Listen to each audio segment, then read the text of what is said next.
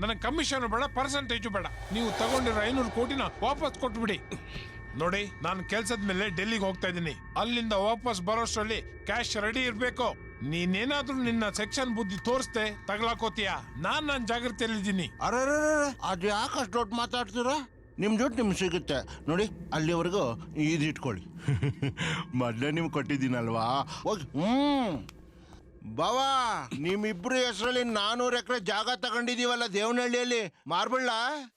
ಶಂಕರ್, ಅವನಿಗೆ ನಿಜವಾಗ್ಲೂ ಹಣ ವಾಪಸ್ ಕೊಡ್ಬೇಕಾ? ಕೊಡ್ಬೇಕು. ತಗೊಂಡಿದ್ವಲ್ಲ, ಕೊಡ್ಬೇಕು. ಒಂದು ಕಡೆ ಅವರ್ದ ಟಾರ್ಚರು, ಇನ್ನೊಂದು ಕಡೆ ನೆನ್ ಟಾರ್ಚರು. ಯಾವಾಗಲೂ ದುಡ್ಡು ಕೊಡ್ಬೇಕಾ ಅಂತ ನನ್ನ ತಲೆ ತಿಂತಾ ಇದೆಯಲ್ಲ. ಮಾಡ್ತೀನಿ, ಮಾಡ್ಬೇಕು. ಆ ಚೇರ್ಮನ್ ನನ್ನ ಮಗನ ಏನಾದ್ರೊಂದು ಮಾಡ್ಬೇಕು. ಸಾಯಿಸ್ಬಿಡ್ತೀನಿ ನನ್ನ ಮಗನ.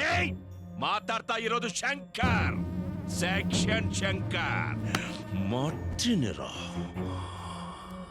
ಸೆಕ್ಷನೇ ಇರಲ್ಲ.